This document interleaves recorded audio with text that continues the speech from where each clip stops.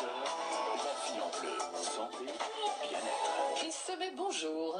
Bonjour Nia, je suis l'auteur. Auteur de nombreux livres, et le dernier qui vient de paraître et qui s'appelle Les pouvoirs de l'intuition. Alors c'est vrai qu'on a tous des moments où on se dit oh, j'en étais sûr, ou je sais que ça va mal se passer, j'ai l'impression qu'il se passe quelque chose chez mon voisin. On ne sait pas l'expliquer, mais parfois, souvent même, ça s'avère vrai peut-être.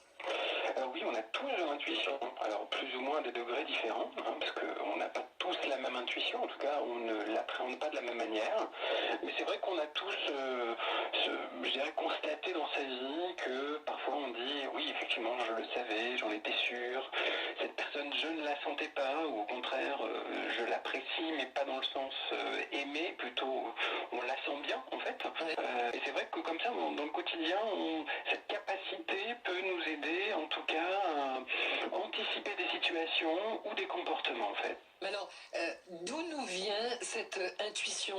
C'est parce qu'on est observateur, parce qu'on est un peu psychologue? Il y a un peu de tout en fait. C'est-à-dire que l'intuition, les scientifiques ne savent pas trop encore ce que c'est. Elle est étudiée, on essaie de comprendre un petit peu comment elle fonctionne. Il y a déjà tout le système émotionnel que nous possédons tous qui rentre en jeu. Il y a nos 5 sens qui rentrent en jeu. Il y a effectivement l'esprit d'analyse et d'observation qui rentre aussi en jeu dans ce déclenchement de l'intuition, même si souvent on dit que pour avoir accès à l'intuition il faut lâcher prise. C'est pas tout à fait ça en fait. Pour être intuitif il faut être réceptif et à l'écoute de son environnement et des choses qui se passent, des gens qui évoluent autour de nous en fait.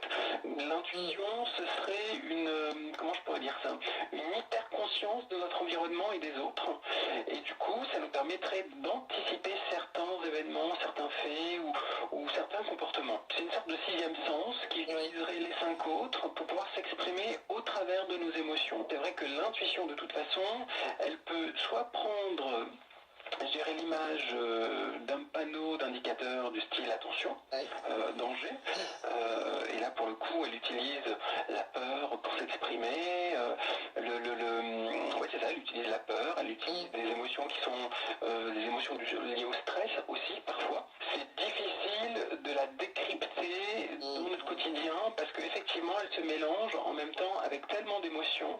On a souvent du mal à la capter dans un premier temps. C'est souvent dans un second temps, quand les événements ou quand on voit entre guillemets juste sur une personne, qu'on se dit oui j'avais l'intuition de, en fait. C'est là où elle est très compliquée à décrypter et à comprendre. On s'en sert dans certains domaines scientifiques, policiers.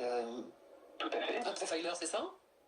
Un profiler, c'est ça, avec une bonne base de psycho. Bien sûr. Le profiler, généralement, a fait des études de psycho-orthomentaliste, si je ne me trompe pas. Puis, les scientifiques aussi ont des intuitions, des moments, ils ont des espèces de fulgurances qui leur permettent d'avancer dans leur domaine de compétences. C'est là où l'intuition n'est pas dénuée de logique ou de rationalité, en fait. Les pouvoirs de l'intuition, c'est passionnant, c'est à lire. Je vous laisse me rappeler la maison d'édition. Alors, c'est Idéo Édition, les pouvoirs de l'intuition. Apprenez à écouter votre voix intérieure. Voilà, donc c'est un guide pour travailler son intuition quand on en a un peu, beaucoup. Oui, tout à fait. Ça permet en tout cas je ne sais pas si ça permet de travailler l'intuition, mais en tout cas ça permet de mieux l'écouter. Ouais. Et il y a des chapitres justement qui sont consacrés au domaine professionnel, affectif, parce que chaque domaine est différent et l'intuition ne s'exprime pas de la même manière dans chaque domaine en fait. Merci beaucoup Chris Semet, c'est encore la période des vœux. Je vous souhaite une très très belle nouvelle année. Moi aussi, très belle année à vous. Merci, à bientôt, au revoir.